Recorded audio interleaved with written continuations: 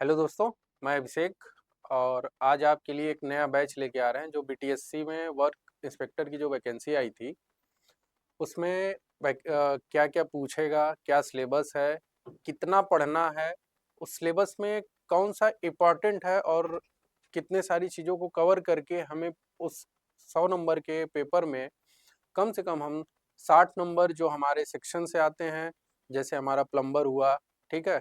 और ड्राफ्टमैन हुआ, सर्वेयर हुआ, इस 60 नंबर में से कम हम 45-50 क्वेश्चन तक उसको कंप्लीट कर लें, ठीक है? और इनको हम जानने के लिए थोड़ा बहुत सिलेबस के बारे में डिस्कस करेंगे। तो उसमें से जो 3 पार्ट हमने बताया प्लम्बर का, ड्राफ्टमैन का और सर्वेयर का, तो हम एक-एक पार्ट करके चीज़ों को ख़त्म करेंगे। जैसे आज हम स्टार्ट करने जा रहे हैं सर्वेयर। तो सर्वेयर में सबसे पहले हमें क्या पढ़ना है, तो उसके बारे में हम देखते हैं आज। तो सर्वेयर का सबसे पहली यूनिट आती है drawing and sheet layout safety practice. Safety हमारा प्रिकॉशन। तो इसमें क्या होगा? तो सीधे से दे रहा है कि एक ड्राइंग होता है, ठीक है? और ड्राइंग शीट, ड्राइंग बोर्ड तथा उस ड्राइंग बोर्ड के अंदर कितने इक्विपमेंट होते हैं उनके बारे में जानेंगे। ड्राइंग शीट कितने प्रकार की होती है, ड्राइंग बोर्ड कितने प्रकार के होते हैं, क्या उनके डाटा होते हैं, कहाँ से क्वेश्चन आता है, इन सब चीज़ों के बारे में पढ़ते हैं। फिर एक लेआउट बनता है उसका, ठीक है? ड्राइंग शीट बनाने के लिए कुछ लेआउट बनता है। लेआउट में जैसे हमारा टाइटल ब्लॉक आता है, ठीक है? ये आप सभी लोग जानते होंगे। तो फिर उस उनके इन चीज़ों को बनाने के लिए, ड्राइंग बनाने के लिए या ड्राइंग बोर्ड बनाने के लिए जो ये सारी चीज़ें होती हैं, क्या-क्या हमारा प्रिकॉशन रखना पड़ता है, क्या सेफ्टी रखना पड़ता है, इन सब चीज़ों के बारे में जो हम जानेंगे यहाँ पे, वो हमारा इस यूनिट के अंतर्गत हमारा आता है, ठीक है? तो स्टार्ट करते हैं। पहला क्वेश्चन शांतिपूर्वक एकदम प्रेम से एक बार ध्यान से सुनिएगा, पढ़िएगा, एक बार प्रैक्टिस करिएगा और चीज़ें धीरे-धीरे, धीरे-धीरे ऑटोमेटिक आपकी चीज़ें क्लियर होती चलेंगी। थोड़ा-सा समय दीजिएगा, रेगुलरिटी बनाए रखिएगा और ये जो प्लेटफ़ॉर्म आपको मिला हुआ है, ये प्लेटफ़ॉर्म ना ही अभी तक कहीं इतनी अच्छे से चीज़ें होती हैं और जो भी सारी वैकेंसीज़ आती हैं, जो भी चीज़ें आती हैं, तो यहाँ से इतना प्रयास किया जाता है कि हमारी जो किताब होती है, जो किताब हम आपको दे रहे हैं, उस किताब को आप एक बार पढ़िए और उस चीज़ों को आप यहाँ पे आप एक बार देख लीजिए और देखने के बाद अब जब उसको पढ़ेंगे, तो आप समझेंगे कि वाक़ई में इस किताब को बनाने के लिए कितने सारे लोगों का मेहनत है, परिश्रम है, ठीक है? तो उसको आप एक बार यहाँ पे देख सकते हैं, पढ़िए ध्यान से। तो हम चीज़ों को आगे बढ़ाते हैं। पहली यूनिट आती है पहला क्वेश्चन आता है पहली यूनिट में हमारा जो आता है पहला introduction of first aid. First aid क्या होता है, ठीक है? जैसे हम कहीं भी काम करते हैं, किसी भी साइट पे या कहीं भी कंस्ट्रक्शन चल रहा है, तो वहाँ पे हमारा एक फर्स्ट एड बॉक्स के लिए या फर्स्ट एड बॉक्स होता है। फर्स्ट एड बॉक्स बनाने के लिए या रखने के लिए एक जगह होती है, ठीक? और उस फर्स्ट एड बॉक्स में क्या-क्या सारी चीज़ें प्राथमिक उपचार करने के लिए क्या-क्या चीज़ें उसमें रहनी चाहिए, क्या ज़रूरी है, किस चीज़ों को चेक करते रहना चाहिए कि अगर एक्सपायरी हो गया तो उसको हटा देने या ये सब सारी चीज़ों को ध्यान में देखना पड़ता है, ठीक है? तो उसी के बारे में हम देखेंगे कि फर्स्ट एड क्या होता है, क्या-क्या सारी चीज़ें उसमें आती हैं। जैसे हमारा पहला क्वेश्चन आता है कि निम्नलिखित सुरक्षा संकेतों के उदाहरणों में कौन-सा अनिवार्य चिन्ह का उदाहरण है? अब कह रहा है कि जो सुरक्षा संकेत होते हैं, क्या होते हैं? जो जो सेफ्टी होता है सुरक्षा के लिए, ठीक है? सुरक्षा के लिए जो हमारे चिन्ह होते हैं, कौन-सा अनिवार्य चिन्ह का उदाहरण है?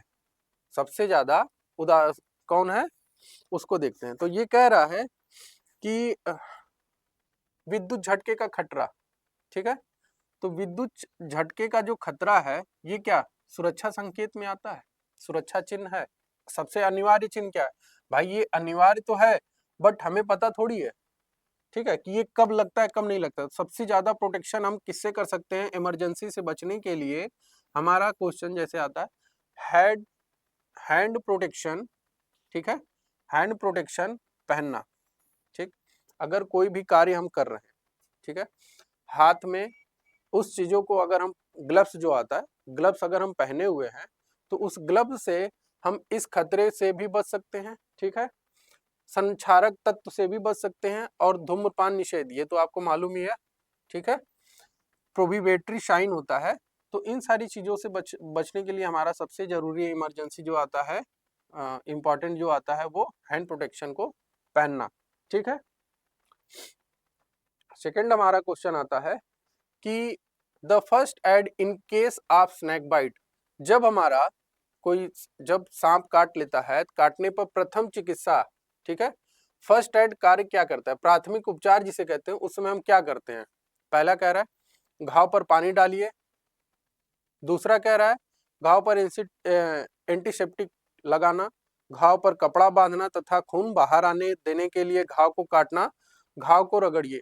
इसमें सबसे पहले हमें सांप काटने के बाद क्या करना चाहिए, तो इसमें सबसे करेक्ट आंसर होता है कि जहां पे भी सांप काटता है उसको कपड़े से बांध देना चाहिए, तथा जो स्नेक होते हैं, स्नेक के जो बाइट होते हैं, ठीक है, जहां पे वो काटता है वो स्नेक का बाइट क्या होता है, अंदर पेंट्रेट कर जाता है। वहां पे अगर हम थोड़ा सा कट कर देते हैं और वहीं कट करने के बाद वहां से ब्लड क्या होता है, बाहर आ जाता है, तो उस ब्लड के माध्यम से जो बाइट, स्नेक की बाइट जो अंदर गई रहती है, वो क्या होती है, बाहर आने के चांसेस होते हैं। तो करेक्ट आंसर इसका क्या है, सी। ओके, चलिए तीसरे क्वेश्चन पे हम आते हैं। कह रहा है कि निम्न निम्न में से कौन सा दुर्घटना को टालने का सर्वोच्च उपाय है। ठीक है, सबसे सही उपाय क्या है, कुशल कारीगरों के सामान्य कार्य करना, मशीन जाप कार्य क्षेत्र से संबंधित सावधानियों का पालन करना, सुरक्षा उपकरणों का उपयोग करना, या उपरोक्त में से सही। इसका सही आंसर क्या है, इसको हम देखते हैं। तो दुर्घटना को टालने के लिए कहीं पे भी जो साइट कार्य हो रहे हैं वहां पे जो मशीन लगी है वो जॉब तथा कार्य क्षेत्र जितने एरिया में जो हमारा कार्य चल रहा है उससे संबंधित सावधानियों का पालन करना चाहिए। अगर हम मशीन अच्छी तरह का लाते हैं तो कोई दिक्कत नहीं, जो जो भी कार्य हम कर रहे हैं उसको जॉब बोलते हैं। ठीक है, जॉब का मतलब ये होता है कि आपको 1 मीटर बाई 1 मीटर मतलब 1 मीटर स्क्वायर या 1 मीटर क्यूब का कोई अगर खुदाई करना हो, ठीक है, या हमारा दीवार बनानी हो, ठीक है, 1 मीटर हाइट की, तो इन सब सारी चीजों को जो हमारा एक टास्क होता है इसी को जॉब बोला जाता है। ठीक है, जैसे जो लड़के जो बच्चे हमारे आईटीआई किए होंगे, जो डिप्लोमा करते हैं, तो उसमें एक वर्कशॉप होता है। ठीक है, मैक्सिमम आईटीआई वाले, जैसे आप लोग आईटीआई वाले बच्चे होंगे, तो आईटीआई वाले जानते हैं कि जॉब किसे बोलते हैं। हर एक टास्क होता है उसको पूरा करने के लिए उसको जॉब बोला जाता है। ठीक है, तो इसका सबसे अच्छा उदाहरण कौन सा होता है, बी नंबर। ठीक है, नेक्स्ट क्वेश्चन आता है हमारा, विद्युत झटके लगे व्यक्ति को निम्न में से कौन सा पेय पदार्थ नहीं पिलाना चाहिए। अगर किसी को काम करते समय करंट लग गया, उस समय कौन सा पेय पदार्थ हमें नहीं पिलाना चाहिए। तो पहला दिया हुआ है चाय, दूसरा दिया हुआ पानी, तीसरा दिया हुआ काफी और चौथा दिया हुआ ये सभी। तो जिसको भी इलेक्ट्रिक का शॉक लगता है उसको ये सभी चीज नहीं पिलाना चाहिए। ठीक है, इन चीजों को जरूर ध्यान दीजिएगा। ओके, नेक्स्ट क्वेश्चन पे आते हैं। कह रहा है कि प्राथमिक उपचार बॉक्स में घाव भरने की कौन सी ट्यूब रखी जाती है। जो हम अभी बोले ना फर्स्ट एड बॉक्स, तो जो फर्स्ट एड बॉक्स होता है उसमें, ठीक है, फर्स्ट एड बॉक्स में क्या चीजें घाव भरने के लिए कौन सी ट्यूब को रखी जाती है, बोरोलिन, बीटाडीन, पेनिसिलिन, इनमें से कोई नहीं। ये कब पूछा था, आरआरबी टेक पेपर फिटर 2014 में जो इसका पेपर हुआ था उसमें ये क्वेश्चन को पूछा गया था। ठीक है, तो बताइए आप कौन सा चीजें, कौन सा क्वेश्चन सही है, कौन सा आंसर सही है इसका। ठीक है, तो हमेशा देखते होंगे बीटाडीन का यूज किया जाता है। किसका यूज किया जाता है, बीटाडीन का। ठीक है, चलिए नेक्स्ट क्वेश्चन। कह रहा है किसी दुर्घटना की स्थिति में पीड़ित व्यक्ति को पहला आराम करने के लिए कहना चाहिए, दूसरा दुर्घटना के बारे में पूछताछ करनी चाहिए, तीसरा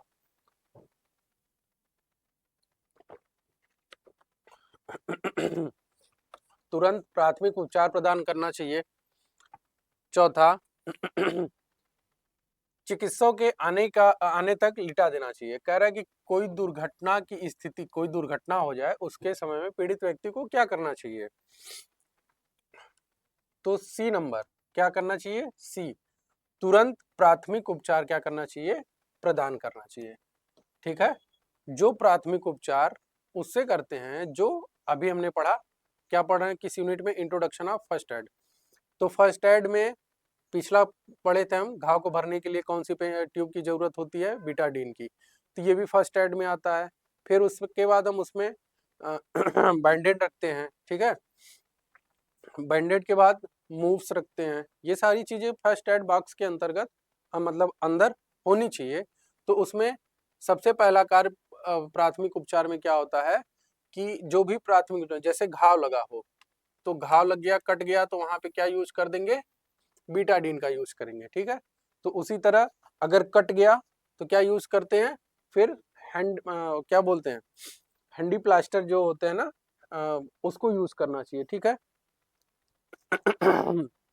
चलिए नेक्स्ट क्वेश्चन देखिए, 7 नंबर। कह रहा है कि निम्न में से कौन सा दुर्घटना को टालने का सर्वोच्च उपाय है? जो हम दुर्घटना को टालने के लिए किस चीज का हम उपाय कर सकते हैं? अभी पीछे आपने इस क्वेश्चन को दोहराया था, तो ये क्वेश्चन क्या है? बी। इस क्वेश्चन को आप पढ़ चुके हैं। क्या क्या? मशीन, जॉब तथा कार्य क्षेत्र से संबंधित सावधानियों का पालन करना। ठीक है, चलिए नेक्स्ट क्वेश्चन है, विद्युत झटके लगे व्यक्ति को निम्न में से, ये भी क्वेश्चन हो चुका है आपका। ठीक है, तो कौन सा आंसर सही होगा इसका? ये सभी, डी नंबर। ठीक है, अब देखिए एक आता है CCI4 का पूरा नाम क्या होता है? CCI4 का पूरा नाम CC, ठीक है, देखो तो C से होगा कार्बन, क्योंकि सब में है, कोई दिक्कत नहीं। ठीक है, Cl से क्या होता है? Cl से हम अक्सर पढ़ते हैं, Cl से होता है क्लोराइड। क्या होता है? क्लोराइड। ठीक है, और 4 में, 4 को हम बोलते हैं टेट्रा। क्या बोलते हैं?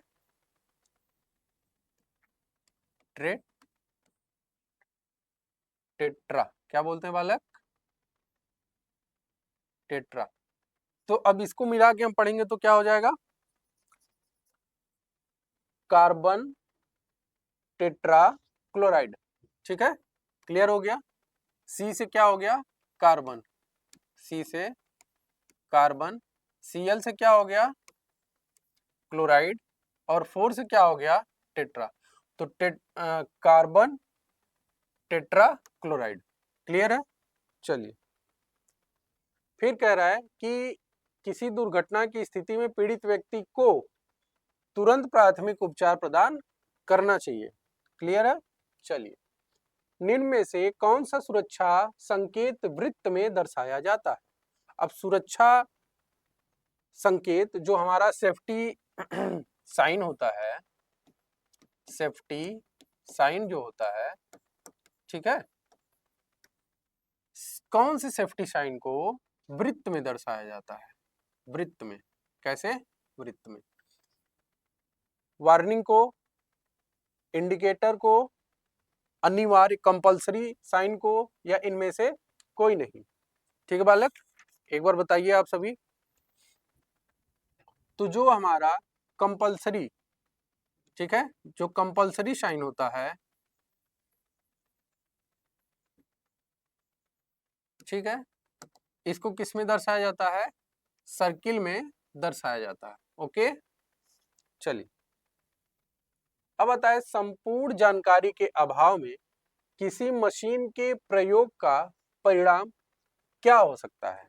जो संपूर्ण जानकारी अगर किसी के पास न हो और वो किसी कार्य के अंदर कूद जाए कि नहीं मैं कर ही लूंगा, और हमारे अलावा कोई कार्य नहीं कर सकता, उस समय कौन सी दुर्घटना हो सकती है?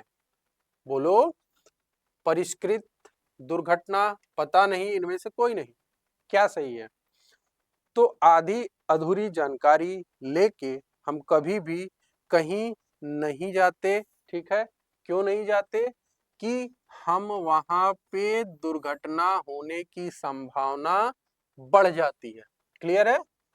चलिए, कह रहा है कि कृत्रिम श्वसन की शैफर विधि को 1 मिनट में लगभग कितनी बार दोहराना चाहिए।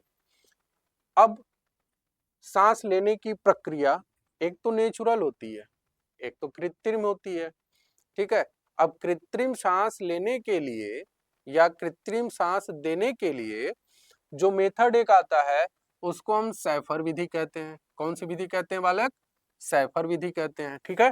धीरे धीरे, बारी बारी, एक एक करके, एक एक स्टेप बताया था ना, एक एक स्टेप करके धीरे धीरे हम बढ़ेंगे, एक एक चीजों को क्लियर करेंगे और एक एक क्वेश्चन को सही करके एग्जाम में आएंगे। ये एकदम कंफर्म है, इसको कोई टाल नहीं सकता, ठीक है। तो देखिए, कह रहा है कि कृत्रिम श्वसन की सैफर विधि को 1 मिनट में कितनी बार दोहराना चाहिए, ठीक है। तो कितनी बार दोहराना चाहिए बालक? 12 से 15 बार। 1 मिनट में कितनी बार दोहराना चाहिए? 12 से 15 बार। अच्छा, अब अगर कोई पूछता है कि सैफर विधि होती क्या है, ये भी एक क्वेश्चन है। तो सैफर विधि क्या होती है कि जब आप माउथ टू माउथ भाप, माउथ टू माउथ क्या करते हैं, हवा देते हैं, उसी को हम क्या कहते हैं? सैफर विधि कहते हैं। अब उसमें क्या करते हैं कि जो हम हवा उनके माउथ में, हम अपने माउथ से जब हम हवा भरते हैं तो वो हमारा जो एयर होता है वो उनके कहाँ तक जाता है? फेफड़े मतलब सीने तक जाता है। तो वो क्या करता है, उसमें हवा भरता है, ठीक है। अब हवा भरने के बाद अंदर जो हवा रुकी है या अंदर जो सांसें रुकी है उसको ऑक्सीजन मिलेगा, तो वो क्या करता है, शायद एक बार फिर से पंप करना चालू हो जाए। इसी मेथड को हम क्या करते हैं? सैफर विधि कहते हैं। और सैफर विधि को छोड़ के एक और कृत्रिम सांस या चीजें अगर कहते हैं ना, हार्ट अटैक चीजें आती हैं, तो उसके लिए भी क्या होता है कि हम 12 से 15 बार उसके सीने पे क्या करते हैं? पंप करते हैं। अच्छा, हम यहाँ पे पंप भी कर सकते थे कृत्रिम सांस देने के लिए, लेकिन क्या हुआ कि अगर उनके पीठ में घाव लगा हुआ है, जैसे वो कहीं कार्य कर रहा था, काम कर रहा था किसी हाइट पे और वो गिर गया, गिरने के बाद उसके बैक साइड में क्या हो रहा, पूरे के पूरे शरीर क्या है, छिला गई, मतलब वो क्या होता है, वो हो गई है, ठीक है, घाव लगे हुए हैं। तो हम उसको जमीन पे लिटा के उसको दबाव डालेंगे तो पीछे जो हमारा वो घाव लगा हुआ चीजें, तो क्या होगी, दर्द होगी। तो इस वजह से हम उसको क्या करते हैं कि थोड़ा सा ऊपर करके उनको हम सांस देते हैं, ठीक है। क्लियर है? चलिए, फिर आता है पेट्रोल में लगी आग को बुझाने के लिए का प्रयोग किया जाता है। किस चीज का प्रयोग किया जाता है बालक? पहला देखिए, पेट्रोल में जब आग लग जाए तो उसको बुझाने के लिए हम क्या करते हैं? पहला, फोम प्रारूपी अग्निशामक यंत्र, रेत की बाल्टी, पानी की बाल्टी, शुष्क पाउडर युक्त अग्निशामक यंत्र। अब शुष्क पाउडर युक्त, अग्निशामक युक्त, ये भी नहीं कार्य करेगा। पानी भी नहीं डालना चाहिए क्योंकि आग में पानी, ऑक्सीजन चीजें हो जाएंगी तो वो भी भड़क जाएगा। रेत की बाल्टी, वो भी नहीं होगा। फोम प्रारूपी अग्निशामक यंत्र देखोगे, फायर एक्सटिंग्विशर आपके जो होता है 5 लीटर का, ठीक है, 10 लीटर का, ऐसे करके बगल में रखा रहता है। तो हमेशा अक्सर किसका यूज किया जाता है? फोम प्रारूपी अग्निशामक यंत्र का हम यूज करते हैं। क्लियर है? चलिए, फिर 15 नंबर क्वेश्चन पे आ जाइए। कह रहा है कि निम्न में से ऐसा कौन सा महत्वपूर्ण तत्व है जिसकी उपस्थिति से आग लगने की क्रिया जारी रहती है? ऐसा कौन सा तत्व है, ऐसा कौन सा तत्व है जो महत्वपूर्ण है और जिनकी स्थिति से आग लगने की क्रिया क्या होती है? जारी रहती है। तो अभी हम आपको बताया कि पानी नहीं डालना है, पेट्रोल लग जाए तो क्या नहीं डालना है? पानी नहीं डालना है, रेत नहीं डालना है, ठीक है। और उसके बाद नेक्स्ट हमारा क्वेश्चन में क्या था? रेत नहीं डालना, पानी नहीं डालना, सूक्ष्म पाउडर नहीं डालना। और यही क्वेश्चन ये क्या किया, बदल दिया। यहीं पे क्वेश्चन को क्या किया, बदल दिया आंसर को चीजें। तो देखो पानी से क्या मिलेगा, O2 मिल जाएगा, ठीक है। रेत कोई काम नहीं करेगा, तो इसलिए यहाँ पे कह रहा है कि कौन सी चीजें लगने की, आग लगने की क्रिया को जारी रहती है। उष्मा ये भी हो सकता है, ऑक्सीजन ये भी हो सकता है, क्योंकि इन चीजों को वहां पे मना किया था, और ईंधन ये भी। तो इसका जो आंसर होगा, इन सभी चीजों के कारण, इन तीनों चीजों के कारण जो आग लगेगी वो आग बढ़ने की, उसमें क्या होता है, अवेलेबिलिटी ज्यादा होती है, और वो आग बुझने की बजाय क्या होता है, बढ़ सकता है। ठीक है बालक, चले आगे। चलिए अब देखिए, एक साइन की तरह भी क्वेश्चन आ रहे हैं और आते भी हैं, ठीक। आरआरबी टेक्निकल ग्रेड 3 प्लम्बर 14 जून 2009 में इसको पूछा गया था कि जहर से खतरे के लिए कौन सा चिन्ह प्रयोग किया जाता है। जहर कहते हैं ना, पॉइजन डेंजर होता है, उससे बचने के लिए कौन सा चीजों को हम, कौन से चिन्ह का यूज करते हैं। ए, बी, सी और डी, कौन सा सही होगा बालक, जल्दी बताइएगा। अक्सर देख रहे हैं इनको, कंकाल, तो यहाँ पे हमेशा लिखा रहता है डेंजर। क्या लिखा रहता है बालक, डेंजर, ठीक है। जहां भी पॉइजन होता है या कोई भी दवा लेने जाओ या कुछ भी, अगर डेंजर है तो छोटा सा सिंबल बना होगा कि बच्चों से दूर रखिए। क्या रखिए, बच्चों से दूर रखिए, क्योंकि इसमें क्या है, पॉइजन है। क्या है बालक, पॉइजन, ठीक है। तो इसका आंसर क्या होगा, बी नंबर। चलिए, सुरक्षा की दृष्टि से फ्यूज सदैव संयोजित करना चाहिए, ठीक है। अब किसे करना चाहिए बालक, जो फ्यूज होता है कैसे संयोजित करना चाहिए, किस तरह से, न्यूट्रल तार पर, ठीक है। जो हमारे फ्यूज होते हैं किसमें हम कंबाइन करके उसको बनाना चाहिए, न्यूट्रल तार पर, फेज नहीं लग सकता, अर्थिंग पे नहीं लग सकता, इनमें से कोई नहीं, कुछ नहीं बचा, क्या, सी, ठीक है। एक फेज तार होता है, ठीक है, फर्स्ट फेज, सेकेंड फेज, ठीक है, हर जगह अलग अलग आता है, कहीं अर्थिंग होती है, 3 तार लगे होते हैं, ठीक ना। एक न्यूट्रल होता है, एक अर्थिंग का होता है, एक हमारा फेज होता है, ठीक है। तो फर्स्ट फेज, सेकेंड फेज, जो गांव में होंगे, जो गांव के लड़के होते हैं, वो अक्सर देखते हैं कि किस फेज में कटिया फंसाना है, कहाँ से लाइट आना है, उनको अच्छी तरह से पता है। इस वजह से जो हम सुरक्षा भी बनी रहे, किसी को पता भी न चले और शॉर्ट सर्किट भी ना हो, तो ऐसे आदमी को अच्छी तरह से पता है कि तार को कहाँ ले जाके भिड़ाना है, फेज तार पर, ठीक है, क्लियर है। चलिए, फिर कह रहा है निम्न चित्र में प्रदर्शित चेतावनी संकेत क्या दर्शाता है, ठीक है।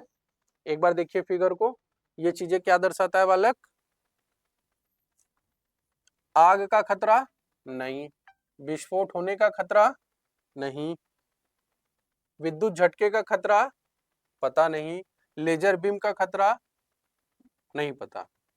तो इसका जो आंसर होता है विद्युत झटके का खतरा, ठीक है, क्लियर। चलिए, निम्न में से कौन सा चेतावनी निर्देश है। अब चेतावनी, वार्निंग कौन देता है, ठीक है। अब देखिए ध्यान से इसको पढ़ेंगे तो ऑटोमेटिक क्वेश्चन का आंसर मिल जाएगा। आंखों की सुरक्षा करें, ये चेतावनी दे रहा है क्या, वो तो बता रहा है आपको, सतर्क कर रहा है। प्राथमिक चिकित्सा उपलब्ध है, ये तो बिल्कुल भी नहीं होगा। रेस्पिरेटर का प्रयोग करें, ये क्या होता है, पता नहीं। विस्फोट होने का खतरा, खतरा हो सकता है, नहीं भी हो सकता है। तो इसका सही आंसर क्या है बालक,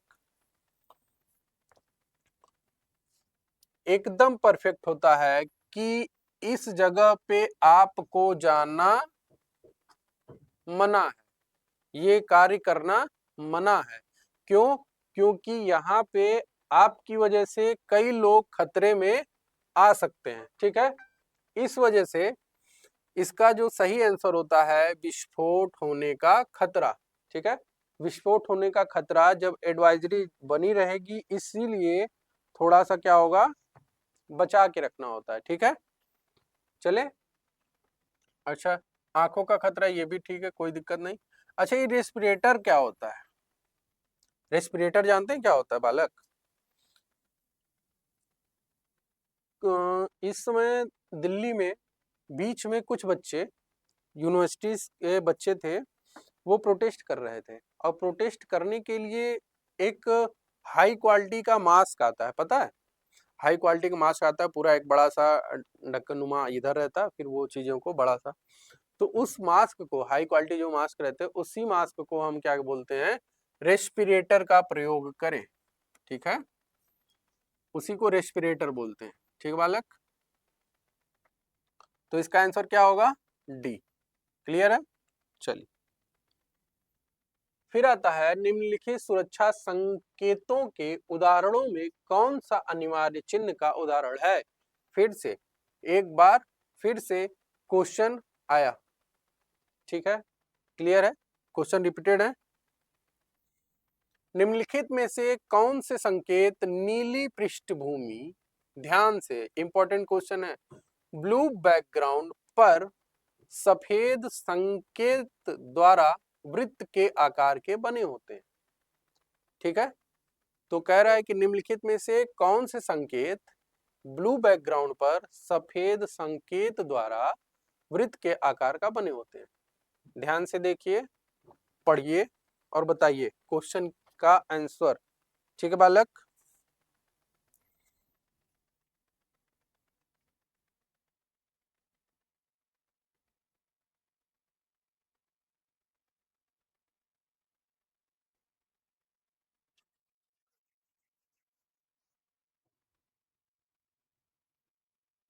देखिए जो कंपल्सरी साइन होता है, ठीक है,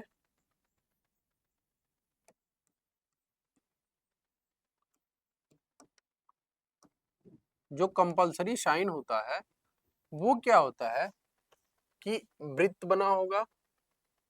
ठीक है, ये देखिए, ये नीला पूरा बैकग्राउंड भी है। ठीक बालक, 1 मिनट बालक, करते हैं उपाय आपका।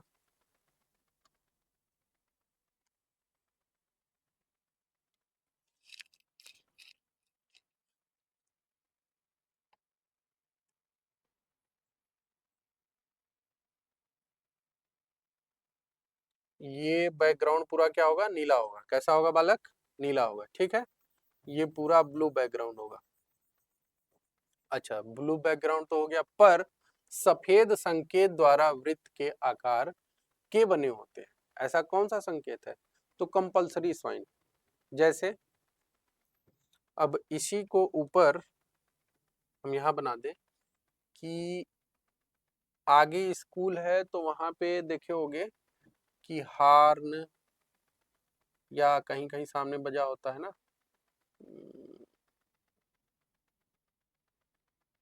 ऐसे करके फिर ये होता है कि हार्न बजाना मना है, इसी तरह कुछ होता है, ये हार्न बनाए होते हैं चीजें। ठीक, तो ये होता है आपका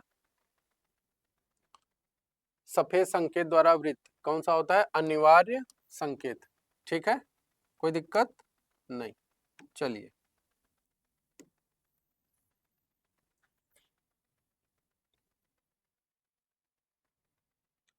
कौन सा सुरक्षा चिन्ह दर्शाता है कि अमुक कार्य को अवश्य किया जाना चाहिए? अमुक कार्य का मतलब पता है बालक? अमुक कार्य का मतलब होता है सर्टेन वर्क। ठीक है, क्या होता है, सर्टेन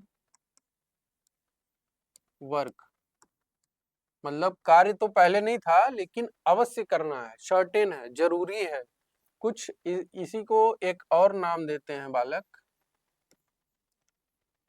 स्पेसिफिक टास्क।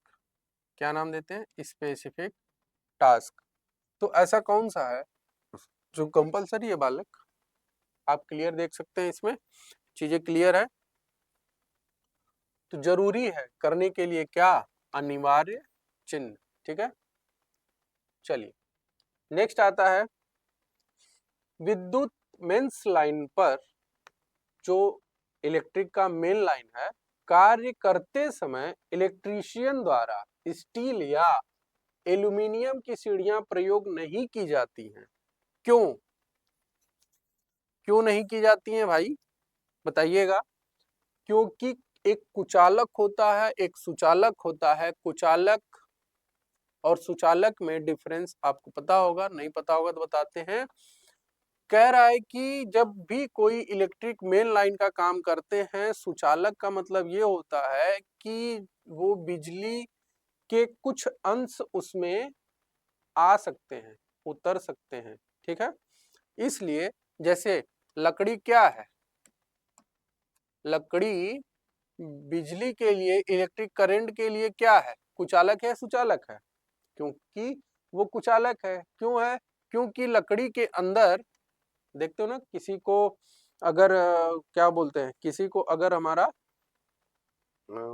किसी को करंट लग जाता है तो वो क्या करता है, आदमी उसको छुड़ाना होता है तो लकड़ी के, सूखी लकड़ी या तो बांस वगैरह जो सूखे होते हैं तो उससे मारता है तो करंट क्या होता है, छोड़ देता है। ठीक है, तो ऐसे ही एल्यूमिनियम या स्टील ये क्या होते हैं, सुचालक होते हैं। क्या होते हैं, सुचालक होते हैं। क्लियर है, चलिए नेक्स्ट क्वेश्चन देखते हैं बालक। कह रहा है कि निम्नलिखित में से सिर की सुरक्षा से संबंधित सहायक साधन नहीं है। क्या है, नहीं है। अब क्या नहीं है भैया, जल्दी बताइए। सिर की सुरक्षा के लिए क्या लगाते हैं, हेलमेट लगाते हैं। क्या लगाते हैं, हेलमेट लगाते हैं, ये भी ठीक है। एक आता है हेयर नेट। हेयर नेट देखियो, अच्छा शेफ देखो, शेफ नहीं मालूम है, अच्छा जो किचन वगैरह में जो खाना बनाते हैं, जो बावर्ची होते हैं, तो अपने सर पे कुछ लगाए रहते हैं ताकि जो हेयर है टूट के, जो खाना हम जो रेस्टोरेंट फूड वगैरह बना रहे हैं लोगों के लिए, वो खाना में न गिर जाए। ठीक है, तो उसके लिए क्या लगाते हैं, एक टोपी आती है उसको लगा लेते हैं। ठीक है, तो वही होता है हेयर नेट। हेयर का मतलब बाल, और नेट का मतलब जाली। ठीक है, तो एक जाली होती है जो बाल को टूट के खाने में गिरने से बचाती है। एक होता है बम्प केप। ठीक है, ठीक, तो इनमें से ऐसा क्या है जो सिर की सुरक्षा को संबंधी सहायक नहीं होता है। Phase shield, face shield, face का मतलब चेहरा और शील्ड का मतलब एक मास्क नुमा। अच्छा, कोरोना के समय में आप लोग देखे होंगे कि डॉक्टर वगैरह मास्क भी लगाते थे, ग्लव्स भी लगाते थे, और एक और आता था ऐसे उसको बांधते थे और पूरा पन्नी की तरह क्या होता था, यहाँ तक पूरा बंद रहता था। ठीक है, आपको एक मिनट अगर हो तो दिखाते हैं। ये देखें आप, फेस शील्ड, एक मिनट दिखाते हैं बालक। ये देखिए, ये होता है फेस शील्ड। ठीक है, कोई दिक्कत, चलिए क्लियर हो गया। निम्नलिखित में से किस विधि से पीड़ित को पीठ के बल लिटाकर उसके पीठ के नीचे तकिया लगाते हैं। किस विधि में, किस विधि में पीड़ित को, बताइएगा। शेफर विधि पता ही है, मुंह से मुंह हवा भरना ये भी पता ही है, उपरोक्त है। ये एक ही क्या बचा हम अभी तक जो नहीं पढ़े थे, सिल्वेस्टर विधि। कौन सी विधि होती है बालक, सिल्वेस्टर विधि। ठीक है, कोई दिक्कत, चलिए। अब सिल्वेस्टर विधि में क्या होता है कि पीठ की तरफ हम क्या करते हैं, तकिया लगाते हैं, और तकिया लगा के फिर उसके बाद देखे होंगे हम 10 से 12 बार उसको क्या करते हैं, 12 से 15 बार उसको पंप करते हैं। ठीक है, यही होता है हमारा सिल्वेस्टर मेथड। क्लियर है,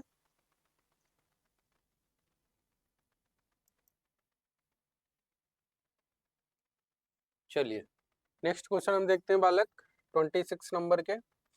विद्युत उपकरणों और ऐसे आग वाले प्रतिष्ठानों, प्रतिष्ठानों का मतलब जगह में किस प्रकार के आग बुझाने वाले यंत्रों का प्रयोग किया जाता है। विद्युत उपकरणों और ऐसे आग वाले प्रतिष्ठानों का बुझाने के लिए किस यंत्र का प्रयोग हम करते हैं? जल्दी बताइएगा। ये क्वेश्चन एक बार हो चुका था, तो जहाँ पे पेट्रोल वगैरह लगता था वहां के लिए हमने पढ़ा था, कौन सा मेथड था बालक? फोम का, तो ये तो होगा नहीं। ठीक है, तो नेक्स्ट क्वेश्चन आता है, नेक्स्ट आएगा गैस काटेज जलयुक्त प्रकार के, ये भी नहीं होगा। दाब से भरे जल प्रकार नहीं। हेलोन प्रकार के जो हमारे सिलेंडर आते हैं जिसे फायर एक्सटेंसर बोलते हैं, वो विद्युत उपकरणे जहाँ पे होंगे और ऐसी जगह पे अगर आग लग जाती है तो उसको बुझाने के लिए हम इस यंत्र का प्रयोग करते हैं। क्लियर है? चलिए, कृत्रिम सांस क्रिया की सरलतम विधि क्या है? जल्दी बताइए, पढ़ चुके हैं एक बार आप। कृत्रिम सांस क्रिया की सरलतम विधि सिल्वेस्टर मेथड होती है। कौन सी होती है बालक? सिल्वेस्टर मेथड होती है। ठीक है, बेहोश मिले व्यक्ति के साथ आप कैसा व्यवहार करेंगे? जल्दी बताइए। तुरंत डॉक्टर के पास ले जाएंगे, देखेंगे कि सांस चल रही है या नहीं चल रही है, मुंह पर पानी की छींटे देंगे, या कपड़े ढीला करेंगे? जल्दी बताइए, ये कहाँ पूछा था? इसरो में पूछा था।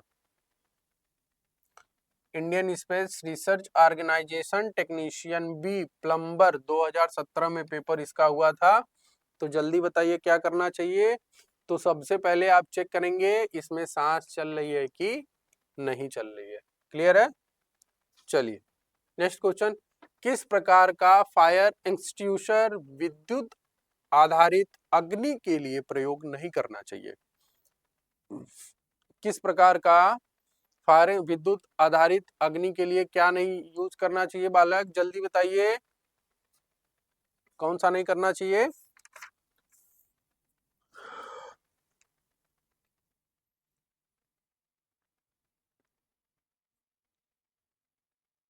फोम। कौन सा नहीं करना चाहिए बालक? फोम का। ठीक है, कार्यशालाओं में आग बुझाने हेतु जहां वर्कशॉप होता है वहां पे आग बुझाने के लिए क्या करना चाहिए बालक? जल्दी बताइए। आग बुझाने वाले यंत्र उपलब्ध रहने चाहिए, रेत से भरी बाल्टियां उपलब्ध होनी चाहिए, जल की व्यवस्था हो तो जल से भरी ओवरहेड टंकी। ठीक है, जल से भरी ओवरहेड टंकी होनी चाहिए। ये तीनों चीज क्या होना चाहिए? होना चाहिए। तो इसका आंसर क्या होगा? उपरोक्त सभी। ठीक है, नेक्स्ट क्वेश्चन देखिए, निम्न कथनों पर विचार करिए। पहला कथन दिया है कि कार्बन डाइऑक्साइड गैस ज्वलन में सहायक होती है। दूसरा दिया है कि ऑक्सीजन गैस ज्वलन में सहायक नहीं होती है। ठीक है, कह रहा है कि कौन सा सही है और कौन सा गलत है, इस क्वेश्चन को बताएं। ठीक है बालक, कार्बन डाइऑक्साइड गैस ज्वलन में सहायक होती है, CO2 होती है बालक? नहीं होती है। ऑक्सीजन जो होता है गैस ज्वलन में सहायक होती है। दोनों घुमा फिरा के, चाहे इधर से पकड़ो चाहे उधर से पकड़ो, बतिया क्या हो रही है? Carbon dioxide CO2। ठीक है, और यहाँ ऑक्सीजन O2। ठीक है, O2 ये भी गलत, तो ये भी क्या होगा? गलत। तो दोनों कथन क्या होगा? गलत होंगे। ठीक है, चलिए, आपातकालीन प्रक्रिया का प्रतिक्रिया का प्रकार नहीं है। जो इमरजेंसी होता है उसमें हमें कौन सा प्रकार का काम नहीं करना चाहिए? कौन सा नहीं करना चाहिए बालक? कारीगर विफलता। ठीक है, ये क्या होता है? ये इसका इमरजेंसी का प्रतिक्रिया नहीं है। चलिए, निम्न में से कौन सा चित्र विकिरण से खतरे को दर्शाता है? कौन सा चित्र क्या होता है? खतरे को दर्शाता है। जल्दी बताएं। विकिरण से खतरे को कौन दर्शाता है? विकिरण जो रेज होती हैं, अल्ट्रावायलेट रेज जो विकिरण, ठीक है, तो ये दर्शाता है। ओके, चलिए, औद्योग औद्योगिक दुर्घटनाओं का मुख्य कारण है। जो औद्योगिक दुर्घटना होता है, जो इंडस्ट्रियल में जो हमारा इंडस्ट्रियल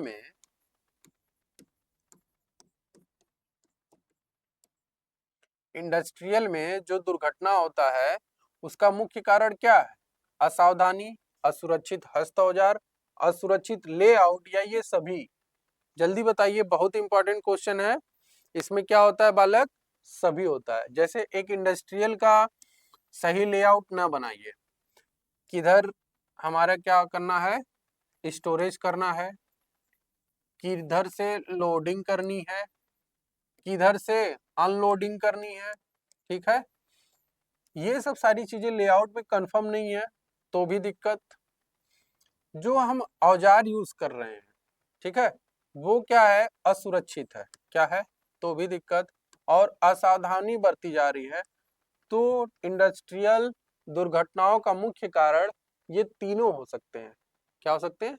तीनों हो सकते हैं। ठीक है बालक, चलिए।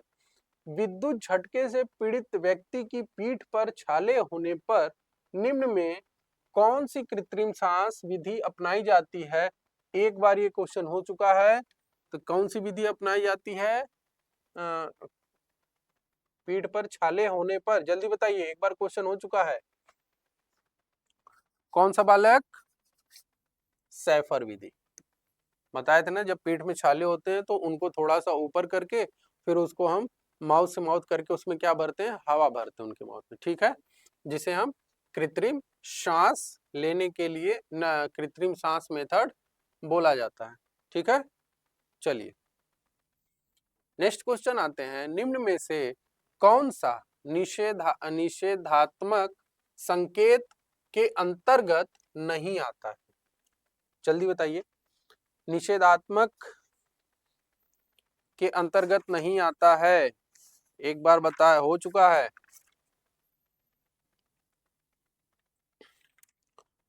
जिसे हम प्रोहिबिटरी साइन बोलते हैं, बताइए कौन सा नहीं है बालक?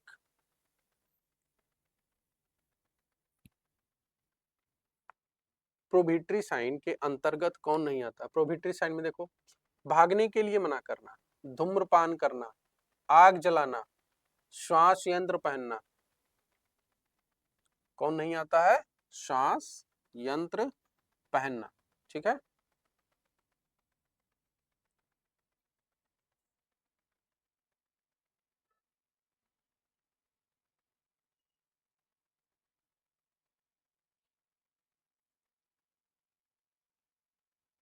चित्र में प्रदर्शित वर्ग डी अग्नि के लिए सबसे उत्तम अग्नि बुझाने वाला यंत्र कौन सा है? जल्दी बताइए, कौन सा है बालक? कार्बन टेट्रा क्लोराइड, ठीक है, अग्निशामक, ठीक है, झाग युक्त भी नहीं है, जल से भरा भी नहीं है, तो ठीक है। चलिए, फर्स्ट एड बॉक्स को उचित प्रकार से सुसज्जित एवं क्या रखना चाहिए? सही स्थिति में आसानी से अभिगमन स्थान पर, मशीनिंग क्षेत्र पर, महत्वपूर्ण स्थान पर कहाँ रखना चाहिए बालक? सुसज्जित रखना चाहिए। सुसज्जित मतलब सभी वस्तुएं उसमें क्या होनी चाहिए? उपस्थित होनी चाहिए। और ऐसे जगह पे हम क्या करेंगे? आसानी से अभिगम स्थान पर रखना चाहिए जहां पे कोई भी दुर्घटना हो। अभिगम का मतलब क्या होता है? अप्रोच। क्या होता है बालक?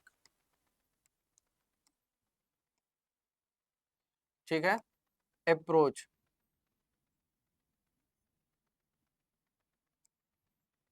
ठीक। तो अप्रोच का मतलब ये होता है कि अगर कोई दुर्घटना हो, उसको दो दरवाजे के अंदर ताले में नहीं रखना है। फर्स्ट एड बॉक्स को दो दरवाजे के अंदर ताले में नहीं रखना है। ऐसा भी जगह नहीं रखना है जिसे हम कूद फान के जाना पड़े। आराम से फास्ट मूव में गए और फास्ट मूव करके हम आ गए, मतलब दौड़ के गए, दौड़ के लेके चले आए। आराम से अप्रोच वहां तक पहुंचने या वहां से लेके आने के कम समय में ऐसी जगह पे रखिए जहां पे हम ला सकते हैं। ठीक है, नेक्स्ट क्वेश्चन। नेक्स्ट जो अब हम पहला पढ़े थे, पहले उसके अंदर पहली यूनिट में हमारा क्या था? Drawing and sheet layout safety precaution पढ़ना था, ठीक है। तो हम पहला उसमें पहला पॉइंट क्या पढ़े थे? Introduction of first aid. अब सेकेंड पॉइंट हमारा क्या आता है?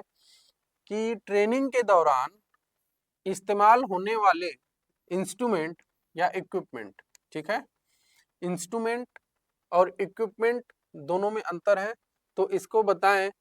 इसको हम देखेंगे कि ट्रेनिंग करते समय हमें कौन कौन से इंस्ट्रूमेंट का या इक्विपमेंट का हम यूज करते हैं, ठीक है।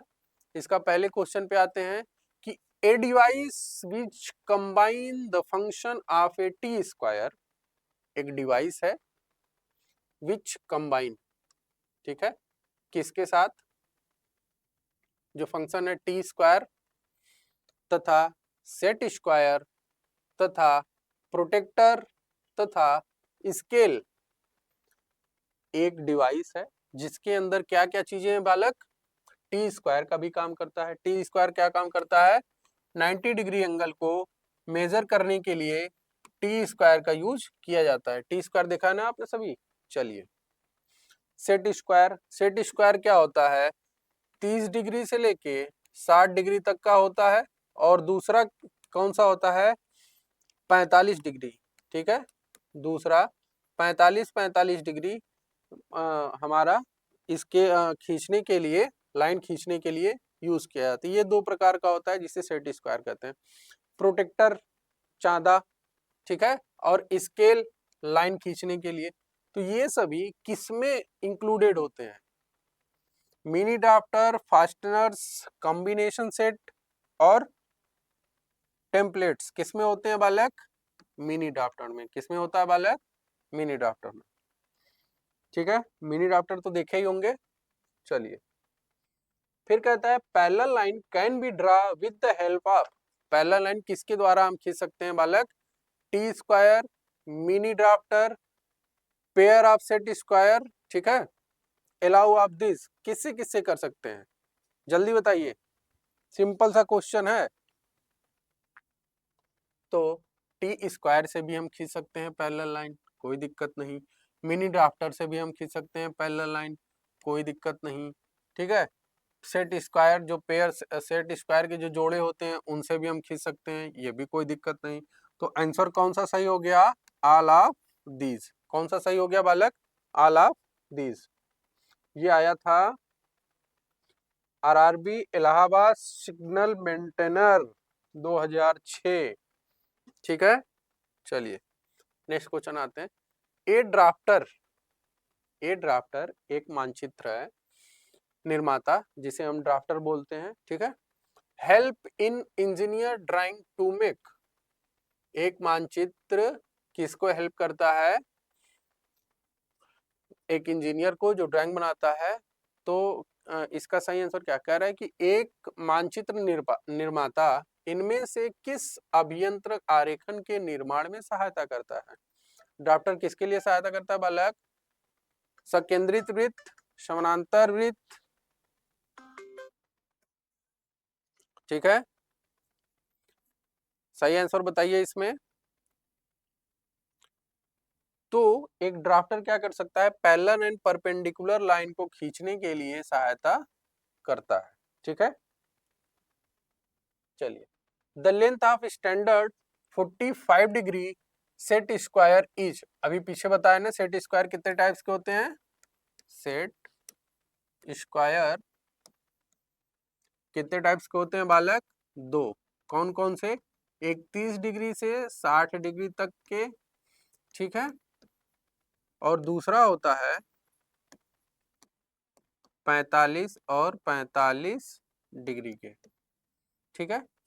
तो बताइए कौन सा, मानक लंबाई क्या होता है, 45 डिग्री वाले 45 डिग्री वाले सेट स्क्वायर की मानक लंबाई क्या होती है बालक, 20 सेंटीमीटर। कितनी होती है बालक, 45 डिग्री वाले जो होते हैं उसकी मानक लंबाई 20 सेंटीमीटर होती है, और जो 30 से 60 वाले होते हैं उसकी मानक लंबाई 25 सेंटीमीटर होती है। तो यहाँ आंसर क्या है, ये क्लियर है। चलो, the scale of chord is use to measure, क्या करता है, कॉर्ड क्या करता है, कॉर्ड का मतलब एक जो जीवा होता है उसको क्या करता है, वो एंगल को मेजर करता है। क्या करता है बालक, एंगल को मेजर करता है। When a plane is perpendicular to the reference plane, is projection on that plane is, क्या होगा, जल्दी बताएं। कर्व होगा, अपेरेंट लाइन जिसे हम आभासी रेखा बोलते हैं, या सीधी रेखा, या बिंदु। कह रहा है कि जब कोई तल किसी संदर्भ तल के लंबवत होता है तो उस तल पर उसका प्रक्षेपण एक होता है। अब इसको हम क्लियर करके पढ़ लें, ठीक है। कह रहा है कि सिंपल से तोड़ो। जब कोई तल, मान लो ये एक प्लेन हो गया, ठीक, किसी संदर्भ तल के, ठीक है, ये, ओहो, एक मिनट बालक, अच्छे से ड्राइंग बना के बताते हैं। ये एक रेफरेंस प्लेन है, ठीक है, और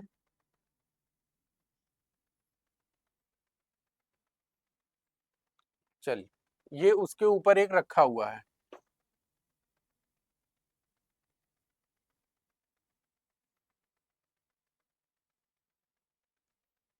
ये, ठीक है, ये मान लो रेफरेंस है, रेफरेंस प्लेन है, ये मेन प्लेन है, ठीक है।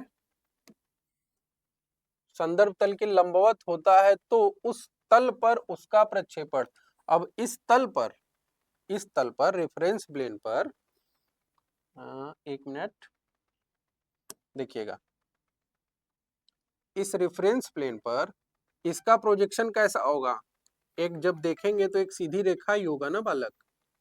तो यही चीजें यहाँ पे पूछी जा रही हैं, ठीक है।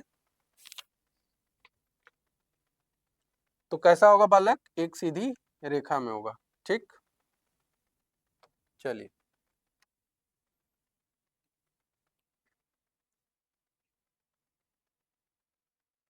फिर कह रहा है कि विच command convert discrete object in polyline. अब पॉलीलाइन क्या होता है, जब हम ऑटो कैड पढ़ते हैं तो ऑटो कैड में अगर हम कोई ड्राइंग बना रहे हैं, क्या बना रहे हैं, ड्राइंग बना रहे हैं, तो 2D हो या 3D हो, उसके किनारे अगर हमें क्या करना हो, कर्व करना, क्या बनाना हो, किनारे में कर्व बनाना हो, ऐसे लाइन बनानी हो, ठीक है, या ऐसे लाइन बनानी हो, ठीक है, या इस तरह से बनाना। तो इनके लिए, और ये वाली लाइन को हम क्या बोलते हैं, पॉली लाइन। क्या बोलते हैं बालक, पॉली लाइन। तो यही चीज कह रहा है कि कौन सा कमांड असतत वस्तुओं, ठीक है, डिस्क्रीट ऑब्जेक्ट को पॉलीलाइन में परिवर्तित करता है। कौन सा ऑब्जेक्ट, तो सीधी सी बात है, कौन सा ऑब्जेक्ट करता है बालक, जल्दी बताइए।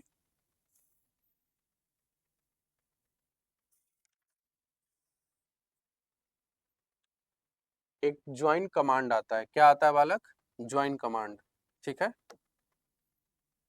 जब हम ऑटो कैड पढ़ेंगे तो एक ज्वाइन कमांड आता है, और इसको स्ट्रेट लाइन से कर्व लाइन में बदलने के लिए हम क्या करते हैं, यहाँ इस पॉइंट से लेके इस पॉइंट के बीच में अगर हमें इस वाली लाइन को बदलना है तो एक बार यहाँ क्लिक करेंगे, एक बार यहाँ क्लिक करेंगे, और तीसरा यहाँ, 3 पॉइंट पे करने के बाद ये लाइन ऑटोमेटिक क्या होती है, कर्व बन जाती है, ठीक है बालक, पॉली लाइन जिसे बोलते हैं। फिर कह रहा है the length of standard photo, ये क्वेश्चन हो चुका है बालक, बोलिए। चलिए, the T square is use for drawing, किसके लिए यूज किया जाता है बालक, जल्दी बताइए, हॉरिजॉन्टल लाइन। टी स्क्वायर देखा है ना आपने,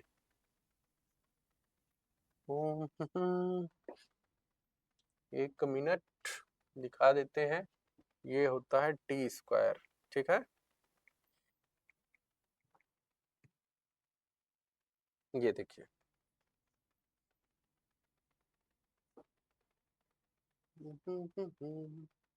ये होता है टी स्क्वायर, ठीक। अब टी स्क्वायर जब हम देख ही लिए हैं तो उसको और अच्छे से हम पढ़ लेते हैं। ये क्या होता है, 90 डिग्री खींचने के लिए यूज किया जाता है। किसके लिए? 90 डिग्री खींचने के लिए हम इसको यूज करते हैं। ठीक है, एक तरफ एबनी लगा होता है। क्या लगा होता है? एबनी लगा होता है। इस साइड में देख रहे हो पतला सा चीजें, तो जिधर एबनी लगे होते हैं उधर से हम क्या करते हैं? खींचते हैं। ठीक है, उधर का जो चीजें होता है वो क्या होता है? पतला होता है। क्लियर है? चलिए, हॉरिजॉन्टल लाइन खींचने के लिए इसको यूज करते हैं। The T square with the working edge जिधर बताया ना पतला सा है, वो working edge length of 1000 plus minus 10 mm is designated as. तो उसका कितना होता है बालक? कौन सा होता है? T0, T1, T2 या T3? कितने टाइप्स के आते हैं? 4 टाइप्स के आते हैं। ठीक है, तो जिसका 1000 mm रहता है, सॉरी, कह रहा है कि जिसका 1000 mm होता है उसको क्या बोलते हैं? तो इसको हम यहाँ पे सीरियल से लिख लेते हैं। T0, T1, T2 या T3। जो T0 होता है, ठीक है, जो वर्किंग एज होता है उसका कितना होता है? 1500। T1 का कितना? T1 का होता है 1000, और ये होता है 700, ये होता है 500। ठीक है बालक, तो अब आप देख लीजिए कि क्या पूछा है, कितना? 1000। तो 1000 वाला कौन सा होगा?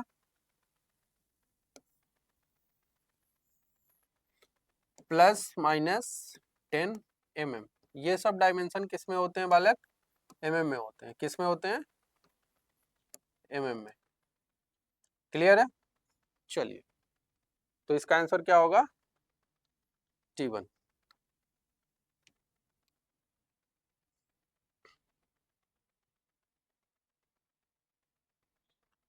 Which of the following are of various shape and size?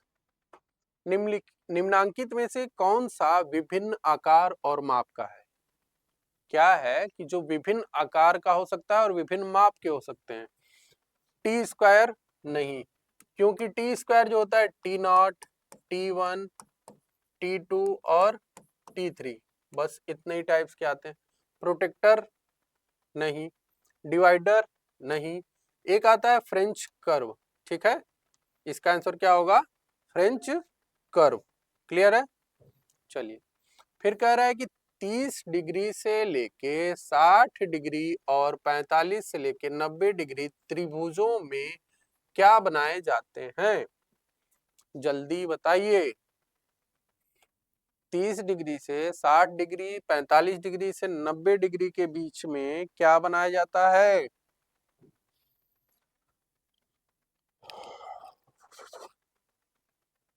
आपको एक बार अभी बताए थे। सेट स्क्वायर कितने टाइप्स के होते हैं? 2। पहला 30 डिग्री से 60 डिग्री जिसकी लंबाई कितना होती है? 25 सेंटीमीटर। दूसरा 45 डिग्री टू 45 डिग्री जिसकी लंबाई होती है 20 सेंटीमीटर। ओके, तो क्या बनाया जाता है बालक? Set square. क्या बनाया जाता है? Set square. क्लियर है? चलिए, कह रहा है कि बोर्ड की बाईं तरफ क्या लगाया जाता है? जो ड्राइंग बोर्ड होता है, कौन सा board? Drawing, BOARD, drawing board में दाईं तरफ लेफ्ट साइड में क्या लगाया जाता है? तो एबनी एज लगाया जाता है। वो क्यों लगाया जाता है कि एबनी एज के ऊपर ही हम मिनी ड्राफ्टर को क्या करते हैं, या टी स्क्वायर को हम मूव कराते हैं। क्या कराते हैं? मूव कराते हैं। 90 डिग्री सॉरी, हाँ, 90 डिग्री एंगल या स्ट्रेट लाइन खींचने के लिए एबनी एज हम, सॉरी, ड्राइंग बोर्ड के लेफ्ट साइड में हम क्या लगाते हैं? एबनी एज लगाते हैं। क्लियर है? चलिए, अब आते हैं ड्राइंग शीट। अभी तक तो हमने क्या क्या पढ़ा? फिर से एक बार याद करिए, क्या क्या पढ़ा? फर्स्ट एड के बारे में पढ़ा। ठीक है, फर्स्ट एड के बारे में क्या पढ़ा? फिर ट्रेनिंग करते समय कौन कौन से इंस्ट्रूमेंट, सारी चीजें, ये जो अभी आप पढ़ रहे थे ये सारी चीजें पढ़े। तीसरे पॉइंट पे क्या आता है, layout of drawing sheet. Drawing sheet कितने प्रकार के होते हैं, कौन कौन से साइज होते हैं, कटने के बाद कितना होता है, कटने से पहले कितना होता है, जिसे ट्रिम्ड और अनट्रिम्ड का नाम देते हैं, ठीक है। फिर उसके बाद ये आता है कि हम कितने लेयर में उसको फोल्ड कर सकते हैं, ड्राइंग शीट में क्या क्या चीजें होती हैं, टाइटल बॉक्स क्या होता है, उसकी साइज क्या होती है, ठीक है। ये सब सारी चीजों के बारे में हम यहाँ पे पढ़ेंगे, ठीक। बालक आराम से पढ़ते रहिए और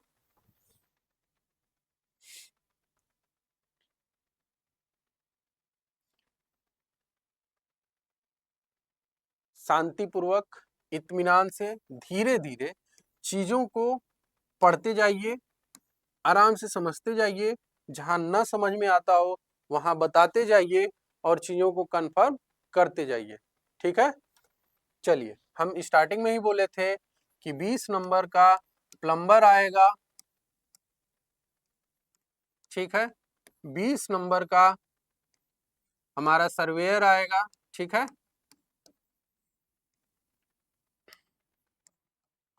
और 20 नंबर का हमारा ड्राफ्टमैन आएगा। क्या आएगा? ड्राफ्टमैन आएगा।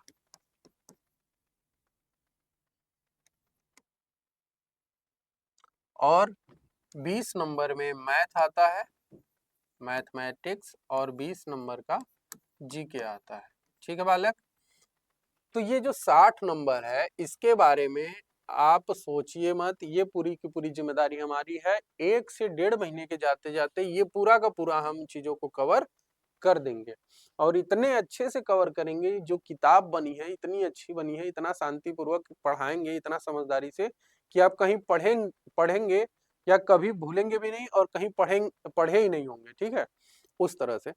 तो आइए हम स्टार्ट करते हैं कि लेआउट ऑफ ड्राइंग शीट क्या होती है। चलिए, करा कि विच BIS code number is recommended for folding of drawing sheet. सबसे पहला और सबसे इंपॉर्टेंट क्वेश्चन 52, बताइए जल्दी, क्या होता है बालक?